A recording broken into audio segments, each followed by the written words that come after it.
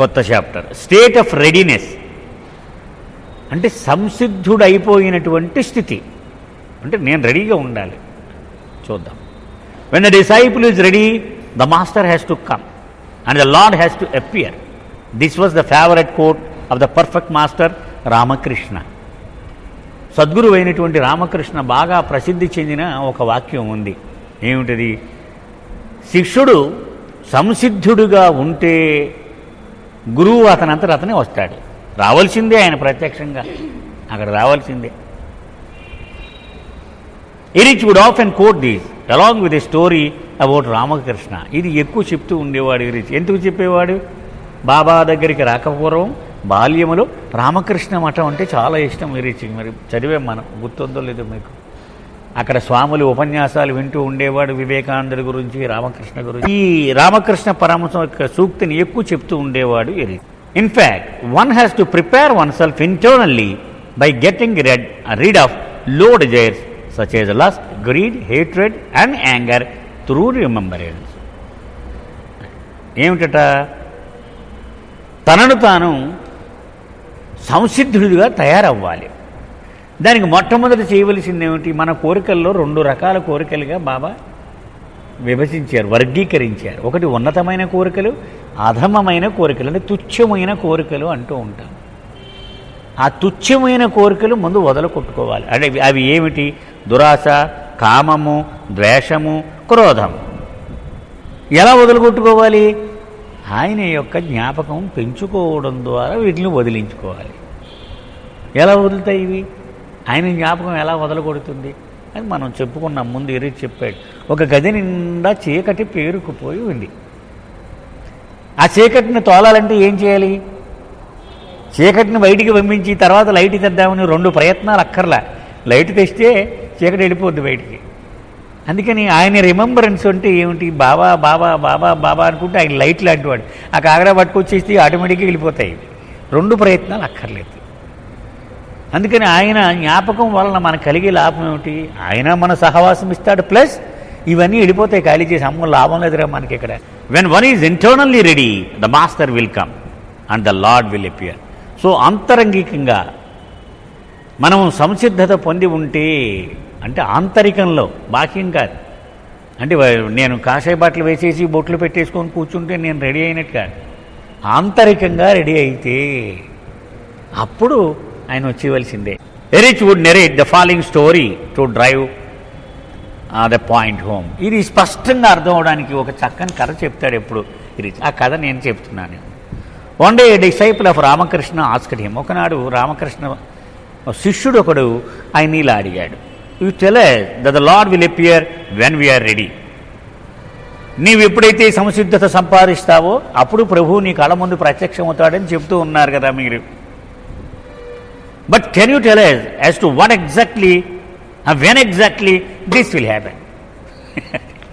అయితే మరి నాకు ఎప్పుడు జరుగుద్దో ఎలా తెలుస్తుంది? ఇది కరెక్ట్గా ఎప్పుడు జరుగుద్దో అని అడిగాడు. How do we knew for sure that the time has come for a master to appear? నేను ఇప్పుడు రెడీ అయిపోయాను. ఇంకా ఏదో ధర్మామీటర్ పెట్టి రీడింగ్ చూస్తే 98 కనపడితే ఇంకా మాత్రలు మానేయచ్చు అని మనం ఎలా తెలుసుకుంటాము? అలాగే ఏదైనా ఒకటి ఇప్పుడు నేను రెడీగా ఉన్నాను, ఇంక మాస్టర్ వచ్చేస్తాడు, రెడీగా ఉండాలి మనం అని నేను జాగ్రత్త పడాలంటే ఎలా తెలుస్తుంది నాకు అని అడిగి. In response Ramakrishna asked his disciple to follow him. నా కూడా రా, నేను చెప్తాలే అన్నాడు. కూడా రమ్మన్నాడు.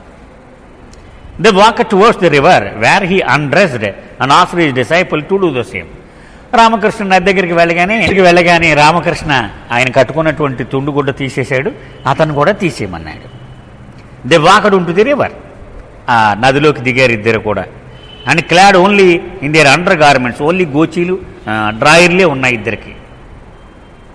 And when the water was about chest deep he caught his disciple's head and forcibly pushed it under the water and would not let him come up for breath. సరే, ఇక్కడ దాకా నీళ్లు వచ్చేదాకా లోపలికి వెళ్ళాక వాడి శిష్యుడు బుర్ర మీద చేయబెట్టి గట్టిగా నీటిలోకి నొక్కేశాడు. వాడు బుర్ర నీటి అడిగి వెళ్ళిపోయింది. Erich faltered for a moment and continued. 1 నిమిషం ఎరిచ్ ఆగాడు. మనం అందరికీ అర్థమైందా లేదా అని. అప్పుడు మళ్ళీ చెప్పడం మొదలుపెట్టాడు. Do you know how it feels when someone pushes your head under water and does not allow you to come out? నీకు అనుభవం ఉందో లేదో, అలా ఎవడైనా తలని నీటిలో పెట్టి నొక్కేసి పైకి నువ్వు బుర్ర పెట్టనివ్వకపోతే ఏమవుతుంది నీకు? You start gasping for air. గాలి అందక గిలగిల్లాడడం మొదలు పెడతావు. You desperately want to come up. ఇంకా గింజుకొని ఎలాగైనా సరే పైకి వచ్చేయాలి అనుకుంటావు. Because if you stay under too long you will die. ఎందుకని? ఇంక 2 నిమిషాలు ఉంటే చచ్చిపోతాడు ఇక. అందుకని ఇంక గింజుకొని వాడుకున్న ప్రయత్నం అంతా చేస్తాడు. And that was how the disciple felt. ఇంకా వాడికి ఆ స్టేజ్ వచ్చేసింది. రామకృష్ణ అయినా సరే, గురువు అయినా సరే, ఏమైనా సరే ఇన్ని వదిలించుకొని వచ్చేయాలి పైకి అనే స్టేజ్కి రీచ్ అయిపోయాడు. He was struggling for his life to come up, but Ramakrishna would not allow it. తన శక్తిని అంతా ఉపయోగించి గింజుకుంటున్నాడు, కానీ ఆయన మాత్రం పట్టు వదలలేదు. సద్గురువు కదా. Being a perfect master, Ramakrishna held his disciple's head under water until the very last moment and then pulled it out. ఇక వాడికి ఇక 2 నిమిషాల్లో చనిపోతాడనగా 1 నిమిషం వరకు ఉంచాడు అక్కడ. ఇంకొక నిమిషం ఉంటే చచ్చిపోతాడు. అప్పుడు ఆ బుర్ర పైకి తీశాడు. The disciple started gasping in deep breath. వాడింకా ప్రాణం పోయినంత పని అయిపోయింది కదా వాడికి. చాలా దాన్ని ఏమంటాము, ఊపిరి చాలా బలంగా తీసుకుంటూ ఉన్నాడు. It took a few minutes before he was able to regain his breath. వాడు ఊపిరి మళ్ళీ సర్దుకోనాక కొన్ని నిమిషాలు పట్టింది. His composure and balance. అప్పుడు కొంచెం మామూలేడు కాసేపటికి. రామకృష్ణ అదేనా ఆస్కడేం. అప్పుడు రామకృష్ణ పరమహంస వాడికి తిరిగి అడిగాడు, tell me what was the last thought that came into your mind before I pull you out of the water. ఇప్పుడు నిన్ను నీటిలో ఇంతసేపు మంచి ఉంచాను కదా, ఇక నువ్వు చచ్చిపోతున్నాను అనుకునే స్టేజ్ వచ్చేసింది. అప్పుడు లాగేసాను బయటికి నీ బుర్ర. కానీ ఆ చివరి నిమిషంలో దేని గురించి నువ్వు ఆలోచిస్తున్నావు నాకు చెప్పండి. దేని గురించి నువ్వు ఆలోచిస్తున్నావు? ఇంక చచ్చిపోయే ముందు క్షణమే కదా అది. ఆ క్షణంలో నీవు దేని గురించి ఆలోచిస్తున్నావు? The man replied, my last thought was that if you held me down even for a moment longer I would die. అయిపోయింది ఇంకా నా పని.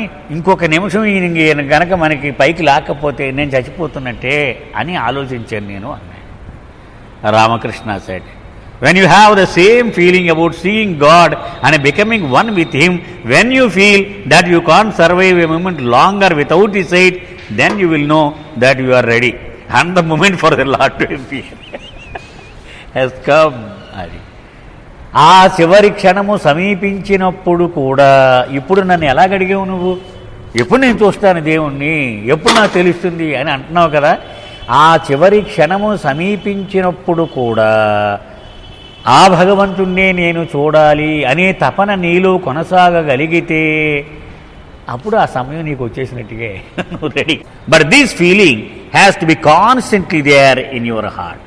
అంచేత భగవంతుని చూడాలి చూడాలి చూడాలి చూడాలి అనేది అది ఎలాగ నిరంతరముగా కొనసాగుతూ ఉండాలి. బయట పరిస్థితులు మారుతూ ఉన్నా కూడా దానిలో మార్పు రాకూడదు.